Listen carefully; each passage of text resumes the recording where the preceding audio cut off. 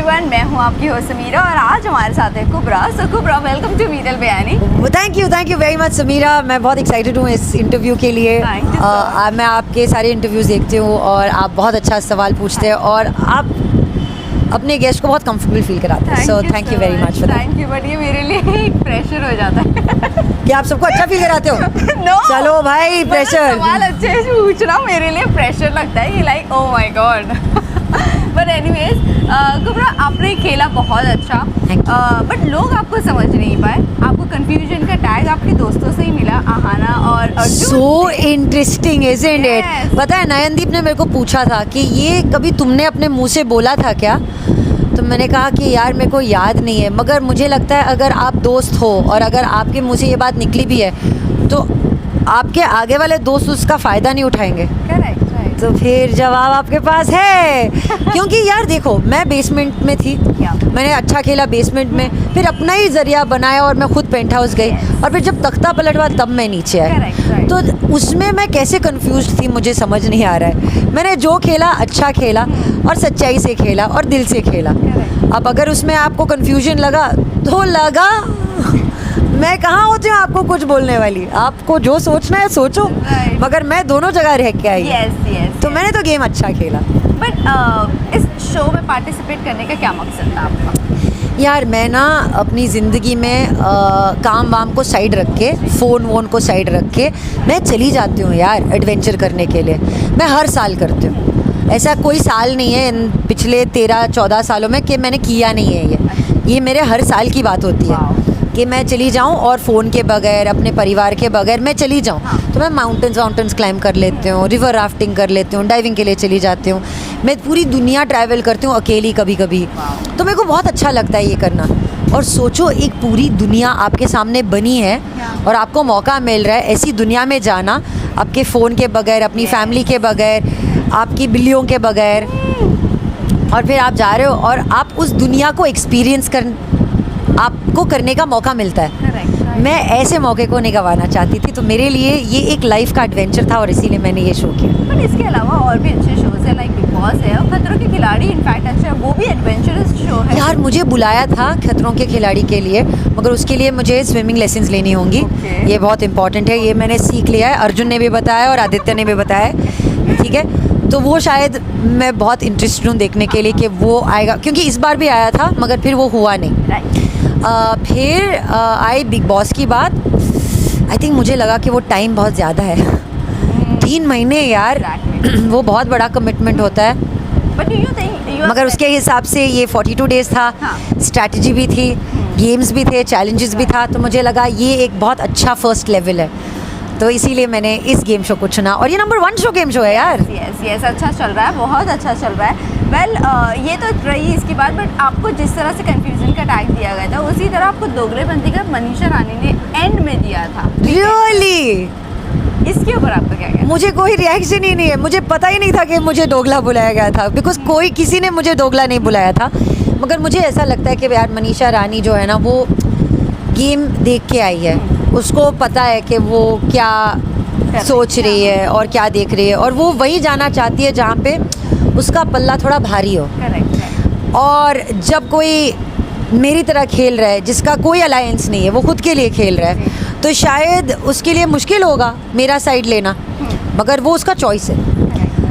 तो वो जैसे ऊपर आई, उसने धना को नीचे भेज दिया, फिर उसने आदित्य को बोला आप इतने अच्छे हो, आप इतने अच्छे हो, आप इतने अच्छे हो। फिर जब नॉमिनेशन की बारी है, आदित्य का नाम लिख दिया। नॉमिनेशन की बारी है तो मेरा नाम लिख दिया। क्यों? ये बहुत आसान था करने के लिए, बहुत आसान था। तो आप अगर आसानी के साथ अपने डिसीजंस ले रहे हो तो फिर वो शायद गेम ही नहीं है। करेक्ट। तो हाँ, मतलब अगर जो मुंह पर है, जो है दिल में है, जो लिखना है आपको वही बोलना है, वो वहाँ। लाइक जब मुझे बोलना था कि दोगलापन, और मुझे लगा कि मुझे अर्जुन की फ़ोटो लगानी थी वहाँ पे, मैं आसानी से अरबाज की लगा सकती थी या किसी और की लगा सकती थी, मगर मुझे नहीं लगा कि अर्जुन मेरे साथ अच्छी गेम खेल रहे थे, वो मेरे साथ दोगले थे। तो मुझे लगा कि मुझे ये बताना चाहिए।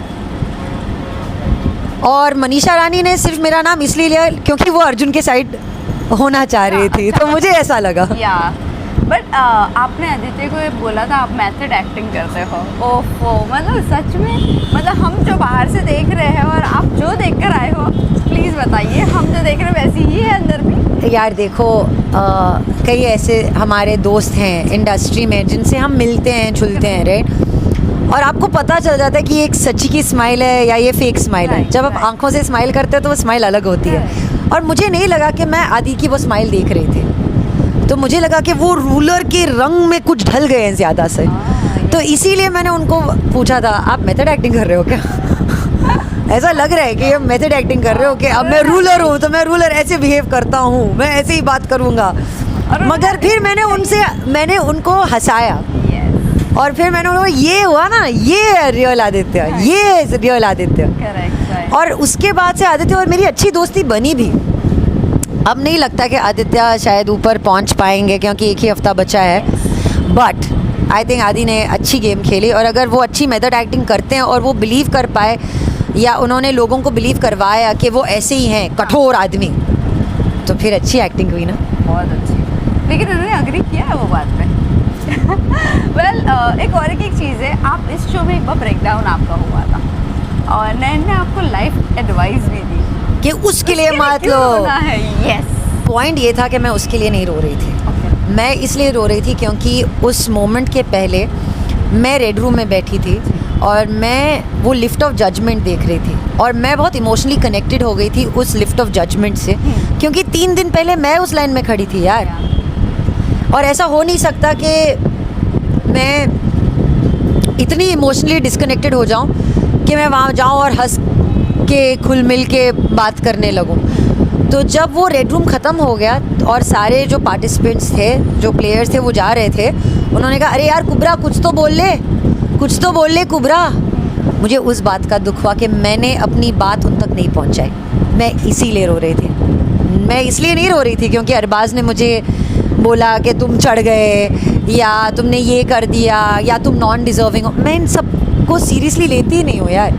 अगर किसी ने बोल दिया कि मैं बुद्धू हूँ तो मैं बुद्धू थोड़ी ना हूँ, करेक्ट, राइट, है ना? किसी से बोलने से थोड़ी ना हो जाता है, तो इतना तो मुझे भी पता है। मगर नयन को ऐसे लगा कि मैं थोड़ा ज़्यादा इमोशनल हो गई उस वक्त, क्योंकि मैंने अरबाज की बात दिल को ले ली, मगर मैंने अरबाज की बात दिल को नहीं ली थी। मुझे अपनी बात मुझे दिल को लगी कि यार मैं अपने लोगों के लिए कुछ नहीं बोल पाई, मैंने उनका हौसला नहीं बढ़ाया, क्योंकि मुझे अच्छा लगता अगर मैं होती वहाँ पे कोई मेरा हौसला बढ़ाता। सिर्फ इतनी सी बात थी। और फिर जब अगले दिन जब कैमरा ऑन हुआ, सबसे पहले मैंने सबसे बात की, क्योंकि मुझे उनसे बात करनी थी, और फिर मेरे लिए वो एक मेंटल प्रेप था और मैंने जो बोलना था मैंने बोल दिया, तो मैं फिर कंफर्टेबल फील। यस, वेल इसी के साथ साथ ये भी जानना चाहूँगी आपको अरबाज का गेम किस तरह का लगता है, क्योंकि आपके जाने के बाद जो रैंकिंग हुई है, अरबाज को 3rd नंबर पे रैंक दिया गया है और धनश्री को 6th नंबर पे। इस दोनों के बीच में ना कॉन्फ्लिक्ट हो गई है अब दोनों के बीच में। वाह, के आने के बाद और कॉन्फ्लिक्ट हो गई है। अरे वाह, निकी को ना पहले हफ्ते में भेज देना चाहिए था, वो बड़ी सख्त लड़की है और सख्त सुना देती है, और अगर वो अरबाज को पहले ही सुना देती तो शायद अरबाज का गेम और अलग होता और नंबर 1 पे होता, क्योंकि वो बहुत अच्छा प्लेयर है, वो बहुत अच्छा प्लेयर है। मगर वो ना अपने गेम के चक्कर में वो भूल गया दिखाना कि वो कैसा इंसान है, बिकॉज वो एक्चुअली अच्छा इंसान है शायद। बट एग्रेशन में बहुत ज़्यादा वो एग्रेशन उसका मुझे बिल्कुल पसंद भी नहीं आया, और वो करेक्ट भी नहीं है, ना तो रियल लाइफ में करेक्ट है ना तो गेम शो में करेक्ट है। आप अपनी ज़ुबान से 4 चीज़ें बोल दो, फिर आगे वाले को समझा देना कि मेरा ये मतलब नहीं था। आप अगर आपने हाथ उठा दिया तो फिर आपने हाथ उठा दिया, आप उस थप्पड़ को वापस नहीं ले सकते। और जो आपने दिखाया वो सही नहीं था, मगर उसकी गेम बहुत अच्छी थी। मगर उसका ये जानना कि किसी और को गेम नहीं समझ में आती है, वो गलत था। Correct, right. पहले आखिरी के 2 सवाल जानना चाहूँगी क्योंकि यहाँ पर टाइम बहुत कम है। एक तो थोड़ा सा आपको पर्सनल सवाल है, आपने वो चीज़ आप शो में बोली थी अबॉर्शन को लेकर, थोड़ा आप खुल के बात करना पसंद करोगी फिर ऑन माइंड? यार ये देखो, मेरे साथ बहुत साल पहले बात हो गई है, तो मुझे तो बहुत टाइम मिला भी है इस बात को सोचने का और उस बात से हील करने का, राइट। मगर जब ऐसा डिसीजन आता है आपकी लाइफ में, आप बौखला जाते हो, क्योंकि आपके साथ आपका ईमान है, आपके साथ आपका एक फ़र्ज़ है, आपको ये भी पता है कि आप सोसाइटी में कैसे हो, राइट। तो दुनिया भी है, दीन भी है, सब है, राइट। तो आप बहुत परेशान हो जाते हो उस वक्त कि आप ये कैसे कर पाओगे या नहीं भी, ये आपको पता नहीं चलता कि आप सही कर रहे हो या गलत। बट मैं इतना आज कह सकती हूँ कॉन्फिडेंस के साथ कि उस वक्त जो डिसीजन मैंने लिया वो मेरे लिए सही था। और वो इसलिए क्योंकि मुझे पता है कि अगर मैंने गलती की है तो अल्लाह देख रहे हैं और दोज़ख मुझे वहाँ पे मिलेगी, बात सही है। मगर मेरे ये ना जानते हुए कि मैं एक बच्चे को इस दुनिया में अच्छी ज़िंदगी दे पाऊँगी या नहीं, वो तो दोज़ख से भी ख़राब है ना। तो अगर मैं इस सोच से अगर मैं आगे भी चल रही हूँ और अगर मैं ये डिसाइड करती हूँ कि यार देखो अभी भी मैं ना खुशी हूँ और एक बच्चा होना या ना होना मेरी ज़िंदगी में प्लस या नेगेटिव नहीं है, बस एक पॉइंट है जो लोग कहते हैं कि होना चाहिए। हाँ। तो अच्छा होगा, अगर नहीं होगा तो अच्छा नहीं है, ऐसा किसी ने नहीं बोला है। तो मैं अच्छी हूँ यार, मैं खुश हूँ। और इतनी दुनिया देखनी है, इतने चीज़ें करनी है और हर चीज़ आपको वक्त के हिसाब से नहीं मिलती है, आपको तब मिलती है जब आप के नसीब में हो। अगर मेरे नसीब में था ही नहीं तो मैं अपनी पूरी ज़िंदगी तो वो रिग्रेट में नहीं जी सकती ना। और मैं कहती हूँ कि मेरे पास तो फिर भी चॉइस था। इतने कि कई लोग होते हैं, इतनी लड़कियाँ होती हैं जिनके पास ये चॉइस ही नहीं होती, मगर उनको अपना मन इतना स्ट्रॉन्ग करना पड़ता है आगे बढ़ने के लिए कि मैं सोच भी नहीं सकती कि वो किस तरीके से जूझ रहे हैं और उनके लिए कितना मुश्किल होगा ये करना। तो मैं उन सबको यही कहना चाहूँगी कि don't worry, time will give you the answers. मगर अभी अगर आपको नहीं लगता है कि ये टाइम है तो फिर सबसे पहले अपने दिल की सुनो, क्योंकि ये आपकी बॉडी है और आपको अपनी बॉडी की रिस्पॉन्सिबिलिटी खुद ही लेनी चाहिए। अगर आप समाज के लिए जियोगे तो आप अपने लिए कब जियोगे भाई। तो ये मेरा ये कहना है और जो मेरे नसीब में वो मैं डील कर लूँगी ना भाई। एब्सोल्युटली राइट, सबकी नसीब की बात होती है। नो वरीज, बट लास्ट ही जाते जाते ये बता दीजिए, पवन जी जब तक के थे शो में टीआरपी बहुत ज़्यादा अच्छी थी, वो पावर स्टार है भाई। जैसे ही वो निकले आपको लगता है कि टीआरपी डाउनफॉल में चली? मुझे कोई आइडिया नहीं है टीआरपी का, मुझे तब भी नहीं था और अब भी नहीं है।